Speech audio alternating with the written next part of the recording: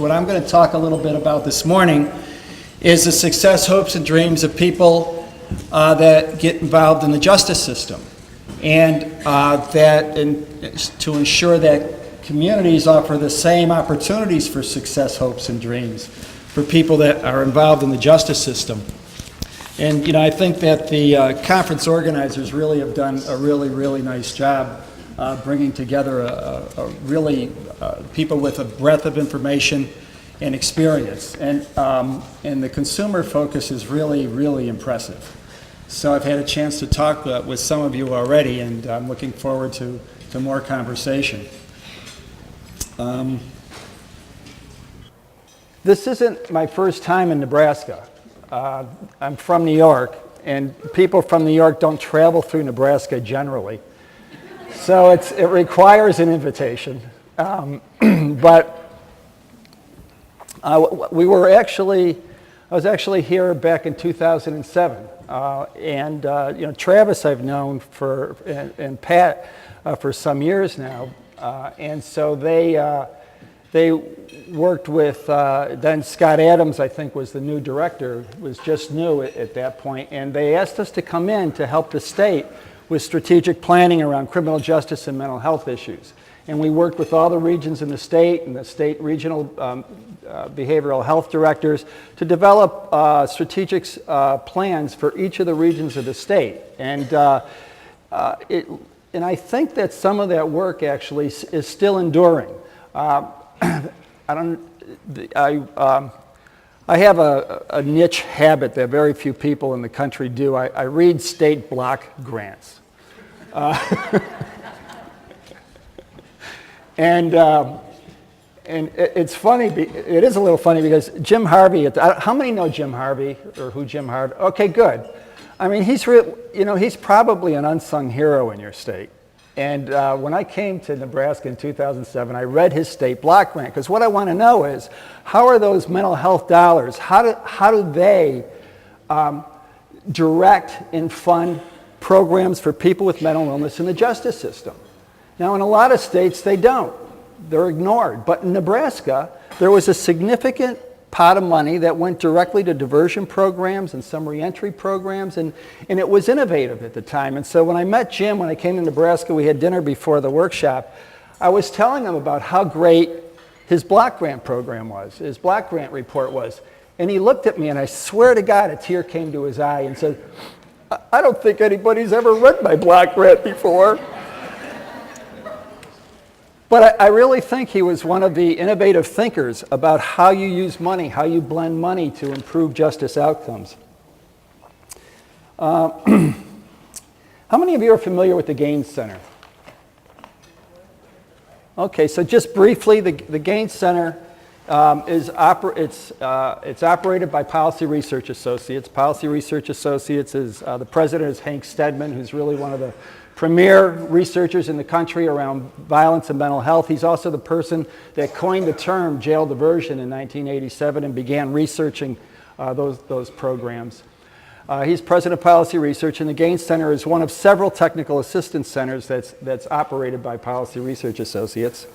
And our specific focus with the Gaines Center is to look at criminal justice mental health collaborations. And we get funded by SAMHSA to provide technical assistance to community about how you do these criminal justice mental health collaborations. And when communities get grant funding, like the Lincoln Jail Diversion Program did in 2004, we're the technical assistance provider, and that's how I met Pat and Travis. They were key personnel with that program, and they were very innovative at the time, and they've both been Gaines consultants throughout the years, and I've gotten to know them pretty well. I have on the backs at the conclusion of this talk just a couple handouts of some of the Gaines criminal justice and mental health issues that I thought would be relevant for the talk today. One of them is responding to the needs to justice-involved veterans. And it talks about proper methods for screening veterans and engaging them in diversion programs, creating a trauma-informed criminal justice system for women. And we had a number of judges involved in the development of this document. what every judge needs to know about trauma. We do a lot of work with the judiciary in states, and they really do appreciate learning and knowing about judges. So I think that they're an important target audience when you start talking about these issues, because they can direct so much of criminal justice activity and policy in a community. So those are some of the documents that we have. There's several others on our website. Please visit it. I travel a lot. You know, we have national exposure, and so I develop close friendships like I have with Pat and Travis, and these friendships become important. And between the traveling and the issues that you deal with, and sleeping in different venues all the time, things get mixed up in your dreams. And last night I had a dream, and I dreamt that I was with Travis and Pat, and we were in Afghanistan. We do a lot of work with veterans. And we were driving along, and Pat sees something shiny on the roadside, and she says, "Stop the truck, stop the truck." And so I stop the truck, and she goes out and grabs this thing and rubs it, and the genie pops out. And so the genie says, so we're all excited, you know, because we're not particularly happy being in Afghanistan. I don't even know why we were there. We were just, you know, the dreams. So oh, great, we each get 3 wishes. No, the economy's very bad, but you each get 1 wish.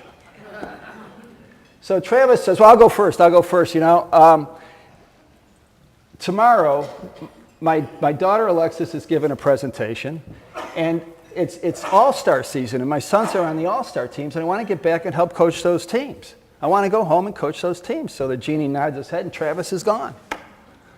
Then Pat says, well, I'll go next. And she says, you know, a good, very dear friend of mine is getting an award for her work in recovery. And I promised that if anything, I would be there. I would be there for her, and I would really like to be there for her, and it's tomorrow, and I want to go back and be at that award ceremony. Genie nods his head, and she's gone. And he turns to me, and he says, well, what's your wish? And I looked to the left, I looked to the right, and I said, I'm feeling kind of lonely. I kind of wish they were back here with me.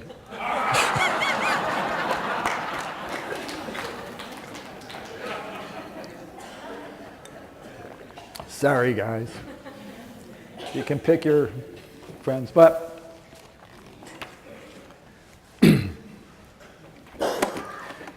so developing trauma-informed approaches to justice-involved persons with mental illness. So as Dr. Howard, Laura Howard said yesterday, trauma and justice is one of SAMHSA's strategic initiatives. And there's certain goals under those initiatives. The first is develop a comprehensive public health approach to trauma. I would like to remind everybody that when you're talking about public health approaches to anything, jails are a public health institution in your community. So often communities are doing really, really fine work around any number of public health issues, including behavioral health issues, and the jails get excluded. So what happens? People come into jail, there's no continuity of care, they can't get the medications they need.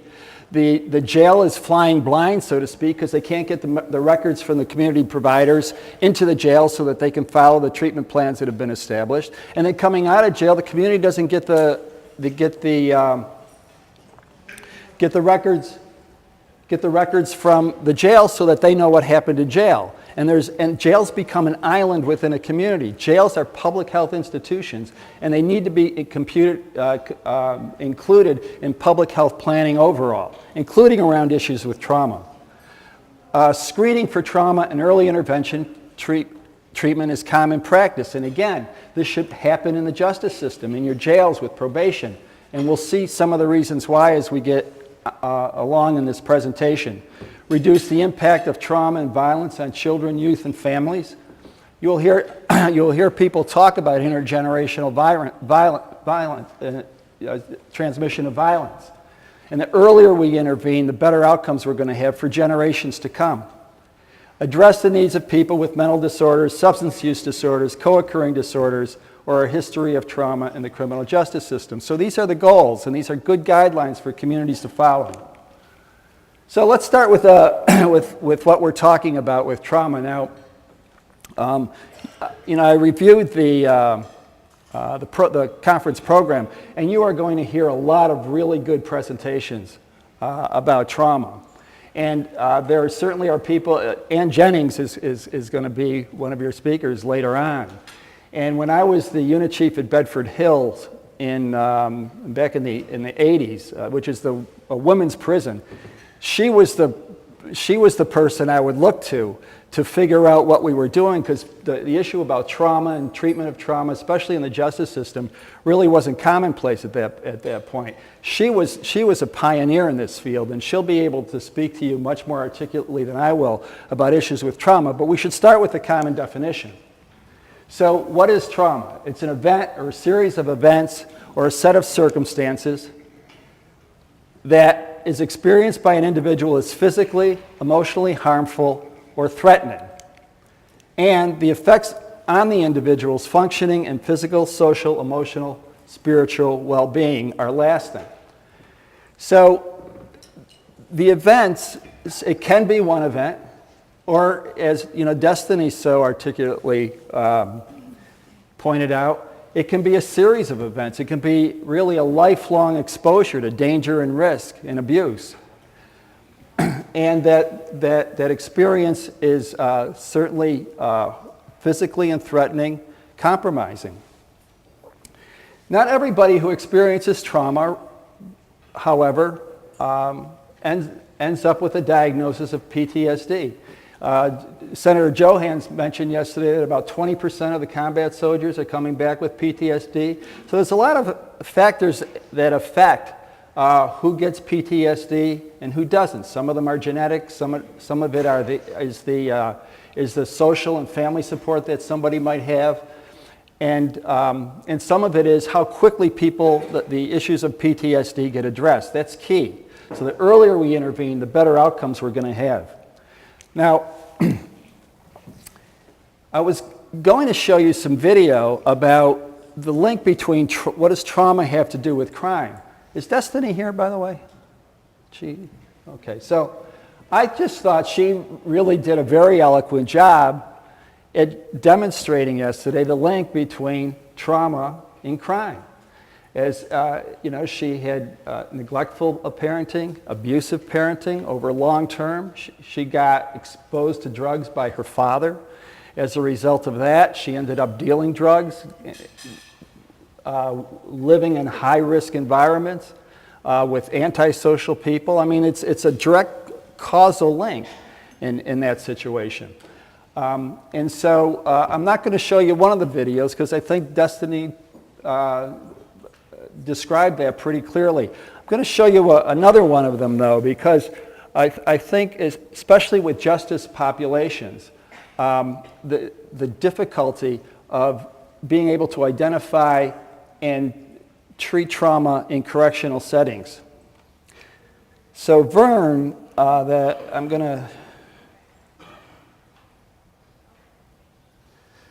Vern is somebody who's been to prison. Coming out of prison, he had a long history of violence. And coming out of prison, he was lucky enough to get into a program called Howie the Harp, which was a forensic peer specialist program in New York City. And he became a peer specialist working in that community. So he's talking about his experience of trauma.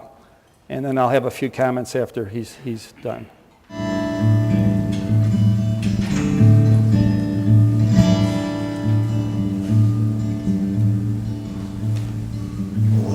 I started going to public school.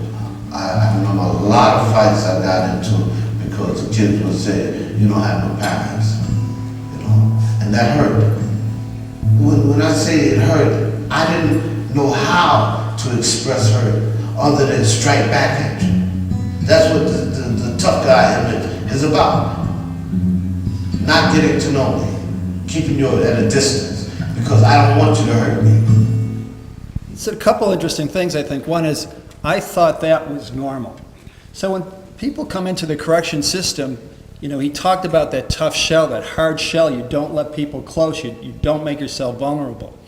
And so when you're working in a prison environment, people aren't going to come up to you and say, I need help with trauma. It's not recognized as trauma. It's recognized, it's just the way things are. And again, working in the correction system, I learned to fight back. It's better to strike out first than to be a victim, which is part of the culture of any prison setting. So those behaviors certainly get quickly labeled as antisocial behaviors. People who can't, and once you have that label on you, well then you're really, it's very difficult to help you. But if you dig underneath those behaviors to figure out what it is that's driving those behaviors, what's the pilot light that keeps those behaviors going, oftentimes it's trauma. And it's important for people working in the correction system, not just the clinicians, but officers and other personnel working, to understand what those manifestations are so that people can be screened, identified, and start to get the help they need so that they can begin their road to recovery. Are we trauma informed as a system? Multiple studies show that between 2% and 5% of persons with PTSD, this is studies of treatment, of different treatment programs, mental health treatment programs, had a PTSD diagnosis in their record. Another study showed that clinicians were aware of PTSD but lacked skills to treat it. SAMHSA just finished a survey of substance abuse treatment services. And what they found was that through the survey of their SAMHSA-funded substance abuse programs, is that 70% reported that there's trauma-related counseling always or sometimes. 28% said always. So there's some transmission of the importance of trauma through the substance abuse system. Nebraska actually did a little better than the national averages, with 89% reporting always or sometimes having some trauma-related counseling. But when you looked at some of the trauma-specific services, seeking safety, and some of the having trauma experts on staff, the rate goes much further down. 22% was the overall rate. With facilities that focused on mental health and substance abuse treatment having a slightly higher rate of trauma-specific services. So there's still a lot to be done in terms of expanding trauma services throughout our service system. And what are the characteristics of a trauma-informed system? So, and these guidelines were developed by Maxine Harris and Roger Fallett from Community Connections in Washington, D.C. They really are national experts around trauma-informed services. So to integrate trauma awareness into service delivery, so that means training. People have to be trained about that these are populations with high degrees of trauma. There should be screening across systems for trauma, so that there's early intervention and better outcomes, and training is key. Hire workers with trauma expertise. This isn't necessarily a generic kind of skill that you have. There are some very specific skills in terms of understanding trauma, and there's more specificity around trauma treatments. There's more modularized programs. Cognitive processing therapy is another, and other cognitive behavioral kinds of programs have been very effective. EMDR is another effective intervention for trauma. So it's important to have workers with trauma expertise, to review policies and procedures to identify procedures that may re-traumatize individuals. So again, one of the easy things to do that a lot of communities are doing now, and I know Nebraska is doing it now, is hiring peers to really be at the front door of your system, to welcome people into the system and promote engagement. Treatment, consumer choice is important, and delivering services with consumer participation is important. So how does this relate to the justice system? And why do police have to know about trauma? Robert is a veteran who was exposed to combat trauma, and he's been back and he's married, but he's got significant disability as a result of that. And he describes an interaction with a police officer. One day, I was driving home from work, and I went home, got my things, me and my wife started arguing and whatnot. I left, came back out, got in the car, and I calmed down, And the police pulled me over. I'm like, what did I do now, officer? He says, sir, may I see the driver's license, registration, and insurance card? So I produced it. And that voice hit me. It said, kill, kill, kill, kill, kill. I was like, no, this man didn't do nothing to me. But the man saw, the officer saw that there was something wrong with me. I was hostile. I was very nasty attitude. He kept his composure. If he didn't keep his composure, I think I would have exploded much more than I did.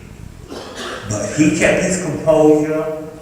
He kept very calm. His partner, he told his partner, I got this, because his partner was ready to jump in the car and drag me out, and I'm like, okay. And he said, sir, please step out of the car. He said, I had a suspended license. I said, suspended license?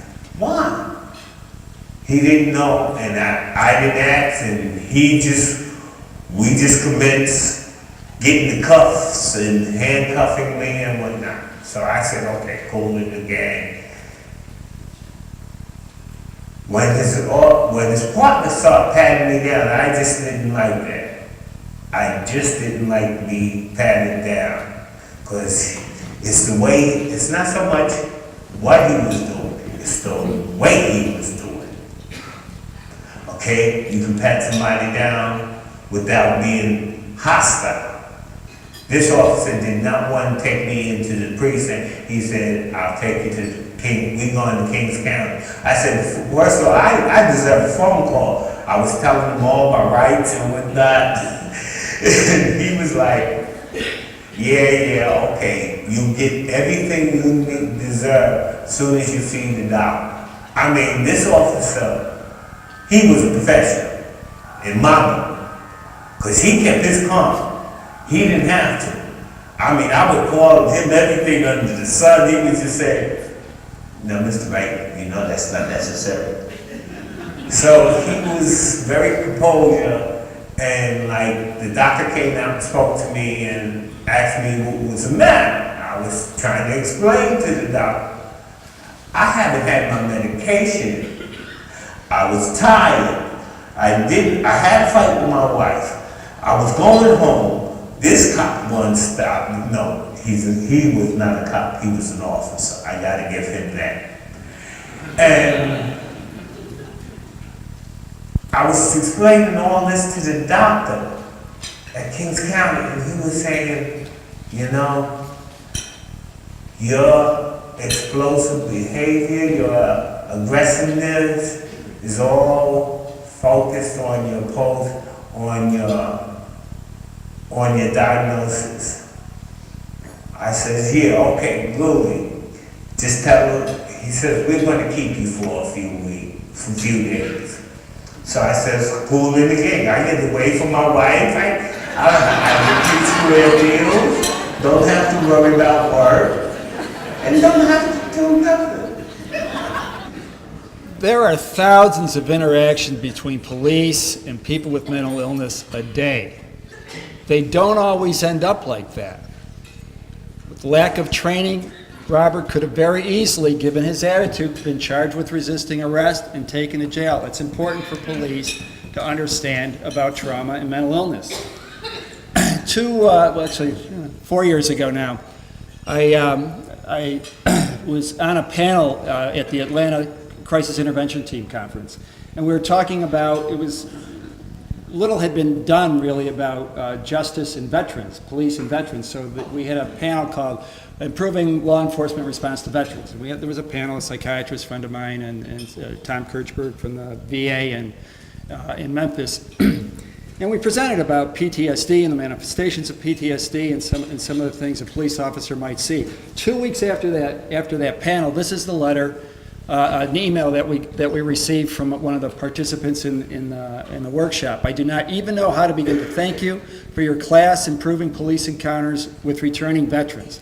I had been home just a week and was already confronted with a Marine OIF and PTSD. Your video helped me interpret reckless driving and anger as possible PTSD symptoms. It saved us from having to go hands-on because I was able to reach out with verbal skills I learned in the class and de-escalate the situation. In fact, because of that same video and that scenario where the vet had the handgun, I was able to ask the right question, do you have any weapons? He looked me straight in the eye and began to weep and asked me to take the weapons for safekeeping until he was ready to have it back. What a heart-wrenching sight to have this honorable Marine hand over his weapon to me.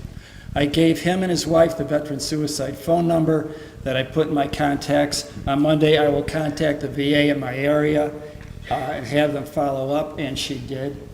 And again, another situation was averted because officers had the proper training. Police are starting to recognize this is becoming fairly commonplace, police interactions with veterans, and you're starting to see in police bulletins and police news magazines descriptions about de-escalation of veterans when you're confronted with them in the course of your duty. So these are some of the engagement questions that police are suggesting that one asks if you encounter a veteran. Do you currently serve in the military? Ask about those issues. If you find out that the person's a veteran, what's your military specialty? Get them talking about those issues.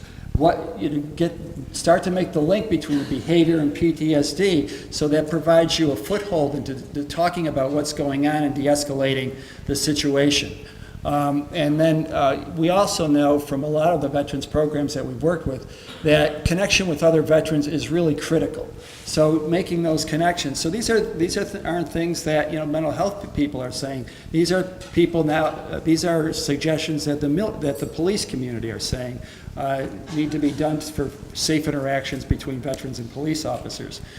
Another important thing to be aware in terms of having a trauma-informed system is the work we do is hard. We have to be in mind that we are exposed to trauma in the course of our work. There's a recent study that emergency workers are twice as likely to suffer from PTSD. The work that we do is exposure to trauma, the trauma of other people. And sometimes we carry those issues home with us to our families, or they can affect our own adjustment. You can see substance abuse and these kinds of early problem behaviors. And it's important within management and in terms of human resources to be aware that these are risks for our workforce and to be in a situation to address them. We know, for example, that about 50% of police who are involved in a shooting incident, a fatal shooting, develop PTSD. So again, being proactive about our systems and our personnel is important. The International Association of Police Chiefs have developed 3 guidebooks around these issues for veterans. One of them is for law enforcement officers who are veterans. It's a transition guide, how to come back into a police force and work by civilian rules of engagement as opposed to military rules of engagement. Double Duty, a guidebook for families of deployed law enforcement officers. We know that law enforcement's a brotherhood, and they take care of their own. And so this is some guidelines about if a fellow officer is deployed, what are the supports for the family. And then for leadership. Leadership in law enforcement is important, and they have a law enforcement leaders guide for combat veterans that are on the police force. So again, there are more resources available to ensure that we have trauma-informed law enforcement. Why does a correction officer have to know about trauma? So this note is from a superintendent in Ohio who had just had his corrections officers trained on trauma-informed care. And it's a vignette about a female officer a female offender who was, you would hope it wasn't the officer awakened by the inmate. It was the offender was awakened by the officer. And when the offender woke, she was startled, she was upset, she got combative with the officer, rose up out of her bunk and started slapping and hitting. Now, normally in a correctional environment, the officer pulls the pin, steps back, takes out a baton. But the officer recognized this as a possible symptom of trauma. Instead of engaging, the officer stepped back and started talking about what's happening here right now, reorienting the person to where she was. And sure enough, what had happened was this woman had been sexually abused by her brother over a number of years, and would be awakened out of her sleep. And this was her startled response when she was awakened like that.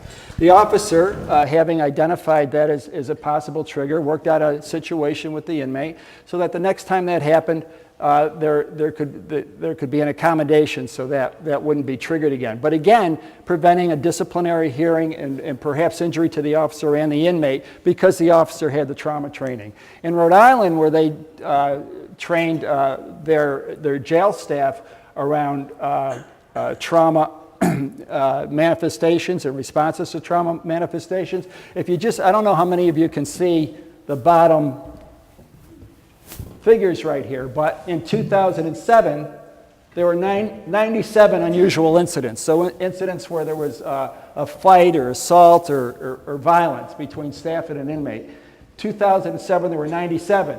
2008, after the training, there was 51. In 2009, there was 18. Once the trauma-informed training starts to take hold in an institution, it dramatically changes the culture of that institution. So it's important that corrections understand about trauma-informed training. Why does probation have to know about trauma? This is an interesting, very interesting situation. So John Brownfield served in Iraq. Excuse me. And he did search and rescue. And so what he was exposed to on a daily basis were bodies that had been shot, burned. He responded to helicopter crashes. Sometimes the victims were children. And this was his daily job. Coming back to the United States, he showed the typical behaviors that we often see with veterans with PTSD who have been in Iraq and Afghanistan. Road rage, reckless driving, fighting, inability to control anger, and drinking. So after a number of false starts with careers, he's able to get a job in the federal prison system as a correction officer because his father worked in the prison system and he was able to get his son into the prison system. Within a month of his employment, he starts smuggling in contraband cigarettes. Well, that's a felony. You know, it's a felony in the prison system. And the sentencing guidelines, federal sentencing guidelines, are you do a year and a day. You have to go to prison, and at least that's the minimum. But probation did what probation does so well. They go and they get the facts, and they did their pre-sentence investigation. Their pre-sentence investigation showed that he was an exemplary high school student, that he never had any trouble, that he had rich friendships, and that it wasn't until he came back, probation interviewed his family, it wasn't until he came back that he started showing these anger and the fighting and the drinking and all these other issues. So the judge gets the probation report.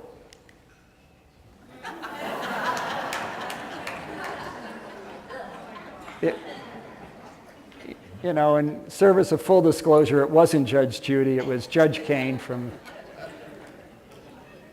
But the judge got the probation report and said, well, wait a minute, the federal guidelines never anticipated this scenario. And he wrote a 30-page opinion about why he was going to divert from the sentencing guidelines so that this veteran could get the help that he needed. And he was, in fact, placed on probation and went and received the VA services and got the help that he needed. Probation needs to understand about. Now, one of the... So the prevalence of trauma in the justice system. The Gaines Center has provided technical assistance and evaluation to over 50 programs, jail diversion programs, since 2002.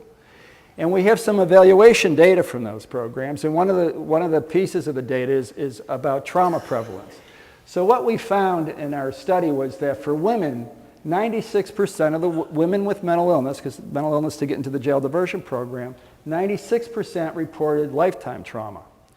74%, this surprised us a little bit, reported current trauma, meaning that within the year prior to the arrest, they had experienced a traumatic episode. So the people that we work with, that you work with when your jail diversion programs, it's not like when you're approaching trauma where we have to help people resolve their past trauma. They're currently in unsafe relationships, they're currently in unsafe environments, and there's a lot of risk-taking behavior. And very often, you're not talking about therapy, you're talking about just putting a safety net around people and identifying what some of their safety risks are.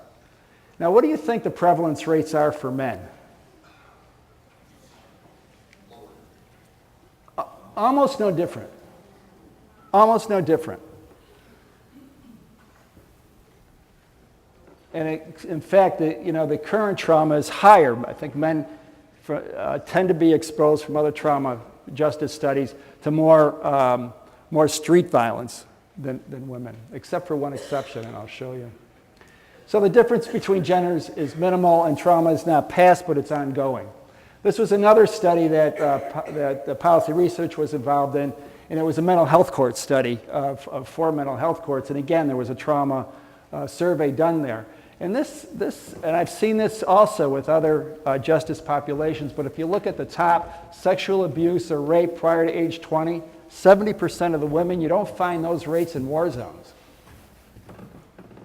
So again, when we talk about the safety needs of the population that we work with, it's why housing very often is so important to ensure that people have stable and safe places to live.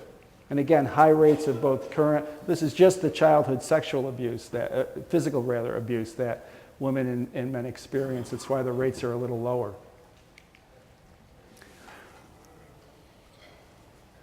How many veterans in the audience? Wow. How many military family in the audience? Could you stand up, please? Thank you for your service.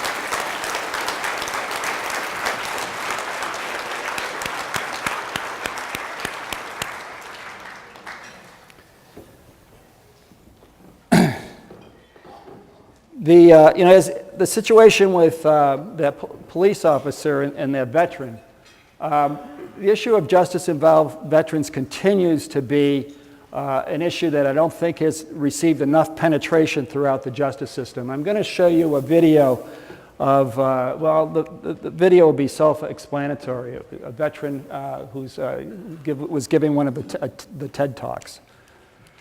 Sergeant, what makes the green grass grow? Blood! What's the spirit of the warrior? Kill without mercy! What are the 2 types of people in this world? The quick and the dead! What are you? The quick!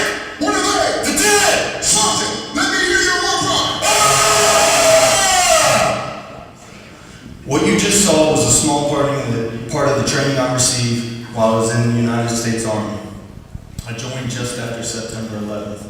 They trained me to harness a deep inner rage, a hidden rage, a rage that most people don't even know they have. In combat, that rage can keep you alive, but at home, that rage can kill you. Let me back up a second and tell you why I joined the Army.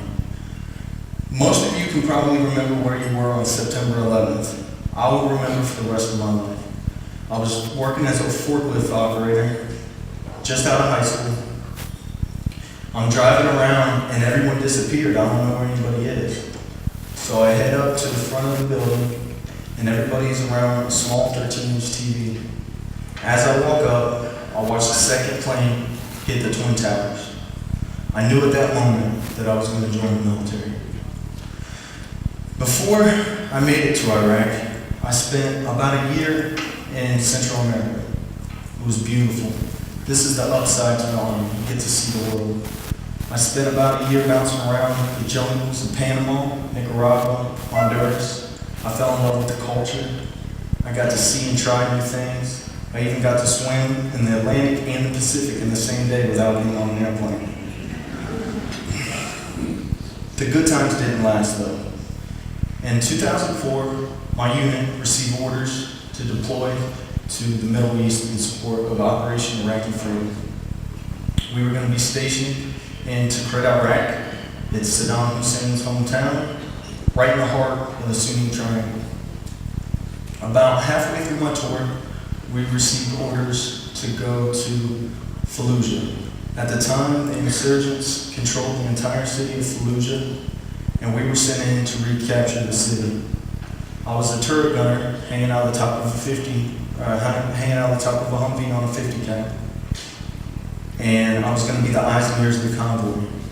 The drive from Tikrit to Fallujah was only supposed to take about 10 hours, even with the slow military vehicles. But the enemy had other plans. On the way down, they started blowing up bridges and setting up ambushes along the way. We would redirect our path each time we would come into a new contact. And after 36 hours of nonstop combat, no sleep, and high stress, your mind starts to play tricks on you. I start seeing things that aren't there, start hearing things that aren't there. You start to lose control of your rage. At some point, the second night with no sleep, I must have fell asleep, dozed off, the cool air rocking me to sleep, because I woke to total chaos, gunfire. I remember hearing that AK-47 rounds hitting the side of the Humvee just inches from my head, tick, tick, tick, tick. I woke up, fear washed over me. I remember the pink glow of RPGs shooting through the air in every direction. Total chaos, explosions all around me. I lit up the 50 cal. Thump, thump, thump, thump, thump, thump, thump, thump, thump. Moving from one target to the next. In the middle of all this chaos, I could hear somebody laughing. I thought to myself, who could be laughing at a time like this? And then I realized it was me laughing. I felt like I was finally losing control of that rage they taught me to harness. Come time to leave Iraq, and they asked for volunteers to stay. They needed somebody to find and neutralize the IEDs that were killing so many people. It wasn't a decision that I took lightly, but if I didn't volunteer, they were going to pick people. And I wasn't married, I didn't have kids, and I didn't want them to pick somebody with a family. So I volunteered for a second tour. That second tour, we spent 3 or 4 vehicles and go out every day. We'd drive about 10 miles an hour down the road, barely moving. We'd look at the side of the road, try to find the IEDs, improvised explosive device, and we'd wait for the road to blow up on us. While in Iraq, I lost 7 of my best friends. Sir, 10, right, peace, reason, out.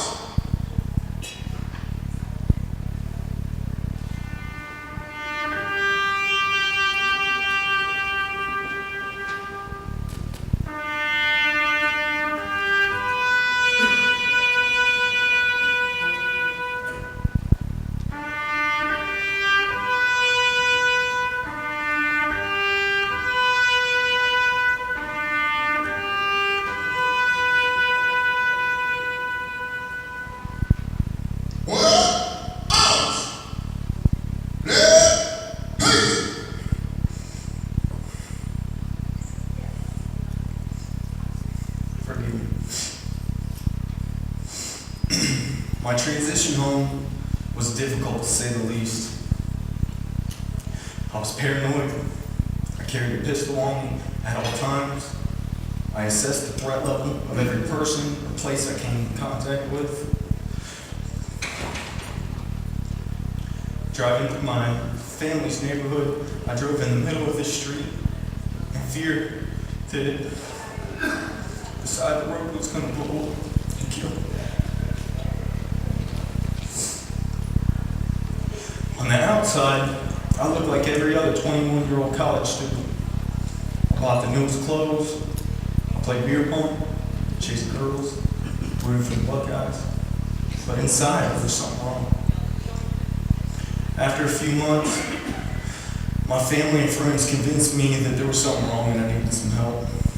I went to the VA, walk-in mental health clinic, and I told them, you guys gotta help me. I'm gonna hurt someone. I don't want to. I carry a pistol to protect myself, but I'm scared. They gave me a prescription for a sleep aid and sent me on my way and told me to come back in 6 months. I didn't make it 6 months. A few months later, I was out with some friends. We were drinking. They were having a good time. I'd been drinking every day to deal with my issues. It's hard to think of yourself as an alcoholic when you're playing beer pong, but you're drinking every day, you're an alcoholic. We're out, we're having some drinks, and an argument erupted over a girl. Someone pulled out a knife, and I snapped. I pulled out my pistol. The prosecutor said, I moved through the room in a tactical manner, cleared the room, and laid everybody on the ground. I took the knife from him, and I began beating him. And I beat him, and I beat him. A few days later, I got arrested for attempted murder and several other charges. Some I did, some I didn't do. When I went in for sentencing, my judge told me, Mr. Chambers, your service is a double-edged sword. Your time in Iraq makes you a threat to society, and I have a civil obligation to lock you up. I received 10 years, and here I am today. Some of you that are familiar with the TEDx format are probably waiting on my call to action, but you just did it. Find a veteran and listen to a story. A lot of us just need somebody to talk to.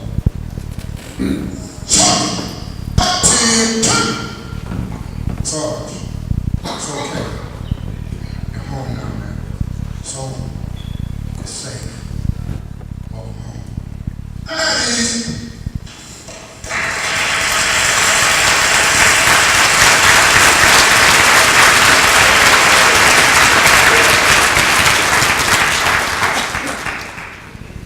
Veterans in the justice system, the earlier that we get help, that they get help, the better the outcomes are going to be. There were several warning signs for him, and he wasn't able, the system wasn't able to offer him the help he needed it when he needed it most.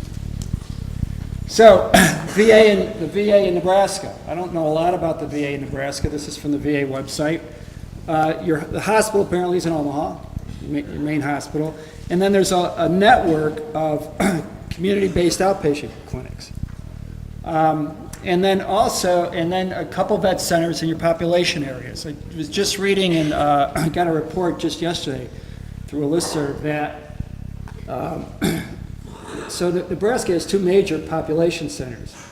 Veterans in rural areas have worse outcomes. They tend not to be connected to VA services. They tend not to be receiving benefits that they should be receiving. And they tend not to be connected to both health and mental health services that they need. So that, I'm guessing, is an issue in Nebraska. My guess is, and I'll talk a little bit more about this later, but it's important to understand that the VA cannot handle all that veterans' issues on their own. There needs to be partnerships with community providers, and I'll talk about that a little bit later. How many know what a Veterans Justice Outreach Coordinator is? Okay, just a handful. How many know Tammy? Oh. Do you know who the person is now? Sandra Miller. Sandra Miller? Okay.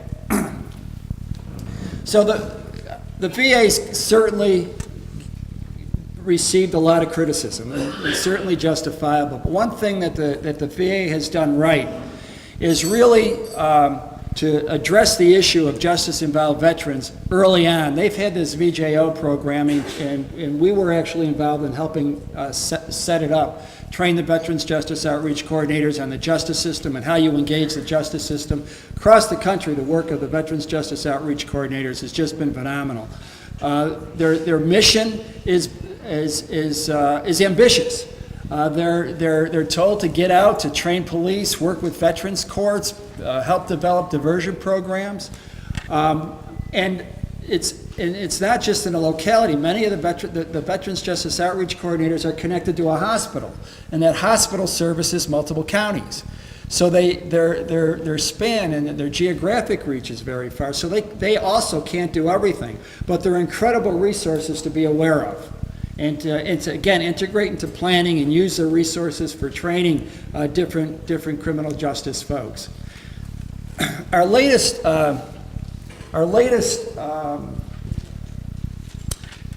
grantee cohort that the Gaines Center was providing technical assistance to is something called the Jail Diversion Trauma Recovery Priority to Veterans program. So what that was is, over a 3-year period, 13 states got funding to do a couple things. One is develop a statewide infrastructure that would support local diversion of veterans. So collaborations with the VA, with labor, with the mental health and substance abuse communities. So they set up that statewide infrastructure and planning committee. And then to develop at least one pilot program in a community, and then expand out from there, and then start to cascade the diversion programs throughout the state. So there's 13 states that got funding to do that. And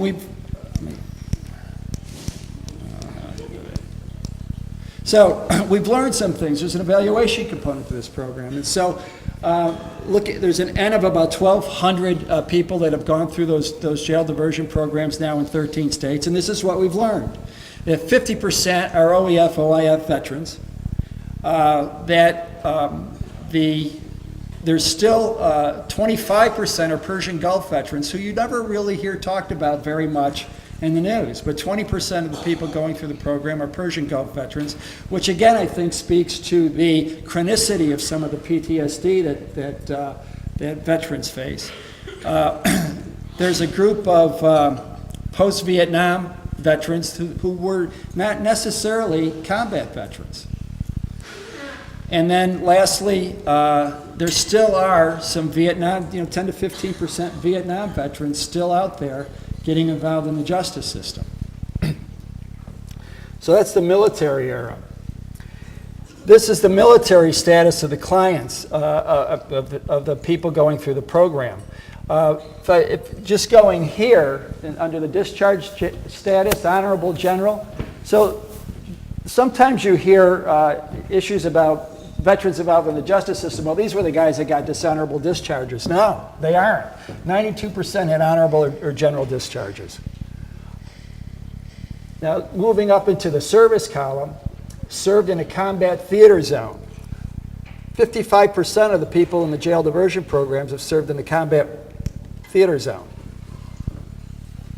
But then we looked at some of the other trauma data. 95%, and this is very similar to the trauma prevalence that we found in our jail diversion programs that didn't service veterans. Very similar. There's a real nexus between trauma and incarceration, regardless of whether it's a veteran population or not a veteran population. So 95% reported lifetime trauma. 73% reported trauma under 18.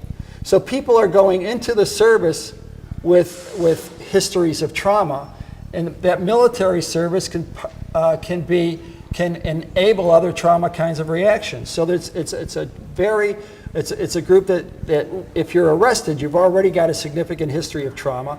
And similar to the jail diversion group, 60% reported trauma in the past 12 months. So when you're working with veterans, it's not just the combat veteran piece. It's also that if they're arrested, if a veteran is arrested, he's had other lifetime trauma that has to be addressed. The other surprising information that we came across is that 87% had one or more prior arrests in lifetime, 69% have been on probation previously, 52% spent time in prison for a conviction. That tells me that there were a lot of opportunities prior to this jail diversion program to help veterans and intervene sooner. These folks have been in the justice system before, and they've been missed, or maybe they weren't ready at that time. But again, I think we have to work harder to catch people earlier. So I mentioned that the states had to develop a statewide infrastructure to roll out these programs. These were the key components, and I really think they're good guidelines for any state that wants to take a comprehensive look at trauma and justice-involved veterans. Screening across your systems about military experience. That includes the mental health system and the justice systems, and across the justice system. When we first went and did our initial site visits with the states around their veteran diversion programs, everybody was excited about diverting veterans, and then they said, well, where are they? They couldn't find veterans because nobody was screening for them. So they had to set up screening mechanisms. Trauma-informed care is a must, and I won't belabor that. I think that point's pretty clear. Building community competency, community service competency, treating veterans in coordination between the VA and VA providers to maximize choice. Not all veterans will go to the VA hospital for a lot of reasons. Veterans who live in rural areas can't get to the VA hospital. Some have a prejudice against receiving VA services, and it's absolutely key that community providers begin to learn about military culture and some of the specific trauma issues with veterans and have a capacity to treat it. There really needs to be partnerships there. Veteran peer presence and planning committees. And again, as establishment in local advisory boards, bringing veterans onto those advisory boards, including the VA, so that there's a comprehensive approach. A lot of states are beginning to address veterans diversion through legislation. And it's a mixed bag, to be honest with you. I've reviewed, I think, most states, the legislation of most states, and what I've observed is this, that some legislation restricts diversion to only combat-related trauma. Now, we've seen from the data that only half of the people going through our diversion programs were in combat. So that would have excluded about 600 people from those diversion programs because their trauma wasn't trauma-related. Some exclude veterans by virtue of discharge status. So if you have a general discharge or below, or discharge under less than honorable conditions or below, you're not eligible for a diversion program. And we know that a lot of veterans are discharged under dishonorable discharges because of the effects of their PTSD, and so then they're involved in appealing that. But they would not be allowed to go into a diversion program. Some legislation identifies specific charge levels, whether or not there's physical injury to victim. Some programs restrict people who have a DWI history or a prior felony, or violent crime or domestic violence history. Some require a conviction. That's devastating for people in careers and their ability to move on and recover. Some legislatures, some laws define the duration somebody has to stay in a program. That's a clinical decision. It's not a legislative decision, in my opinion. And if you've been in a program and failed, then you can't go back into another program. And we know that sometimes it takes more than one chance. So if it's an appropriation bill for legislation, yeah, let's do it. Appropriation bill's good. If it's enabling legislation, that's good too. Some legislatures say we authorize courts to develop and communities to develop programs and then provide a skeleton of what those programs should include, but don't get into the programmatic functions with it, and these issues get addressed at the local level.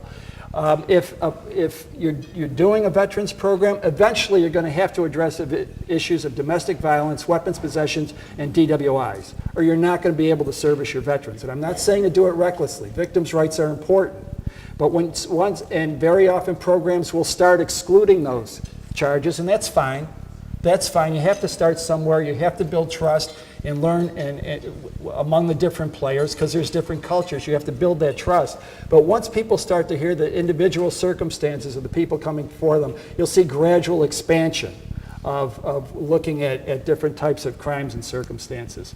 So the essential principles of program development: trauma focus, flexibility with charges, minimize collateral sanctions, broad clinical criteria, not just PTSD or combat-related trauma, screening across systems, peer mentor involvement, joint partnerships, and choice for the veterans. I'm going to finish. Can I have 3 minutes? Can I have 3 minutes? So I want to finish. I like this story because it's a story within a story. Sergeant Matthew Pennington, who you see here, was somebody who served in Iraq, and while in Iraq, he was in a Humvee, and there was an IED, and he lost his leg, and he came back, was at Walter Reed for a while for rehabilitation, and got stabilized, went home to Maine, where he was isolated from his veteran peers and not having all the services he needed at the time. Started to drink and have a number of problems. He, through a veteran support program, got to go to San Antonio for more holistic treatment and some treatment for his TBI. One tragedy does not protect you from other tragedies. His brother committed suicide back in Maine, and he and his wife had to go back to Maine to help take care of his nephew. Once back in Maine, he was isolated again, started drinking and having more problems when he saw an online advertisement from an NYU student who also lived in Maine, who had a project, and he wanted to do a project on a wounded Iraqi war veteran. So he applied, for this acting job. And what always is interesting when I hear people talk about their stories, there's always a point in time where they make a decision. Certainly the supports and the medication, the treatment, all those things, but there's a point in time where somebody makes a decision, I have to stop this. There's a point in time where they find their own path, their own interest that is going to help them and bridge them into a world of recovery. And this film did it for Sergeant Pennington. And I just want to finish it because it's a message of resilience and hope. Out of the hands. That's a heal.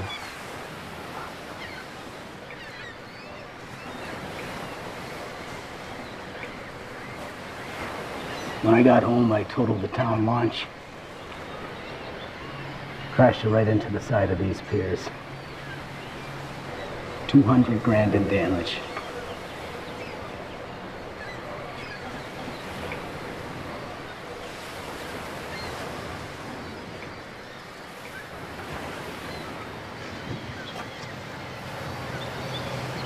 Yeah.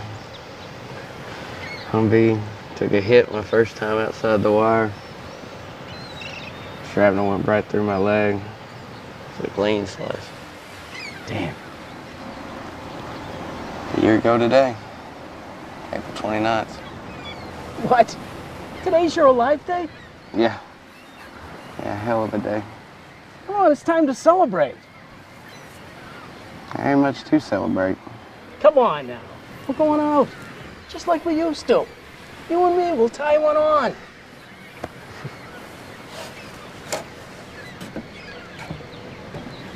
Connor, listen to me. You take all the time you need out here. Trust me on this, son. You stay out here too long, you'll never get back.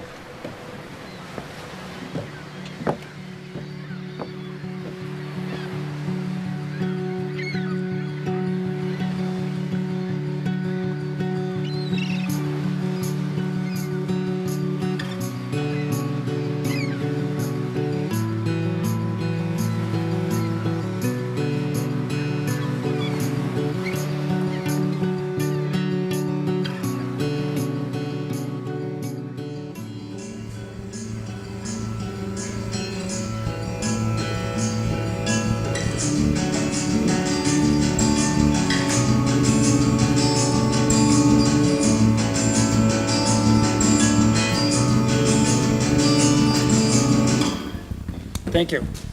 Can everybody please give Dan a round of applause?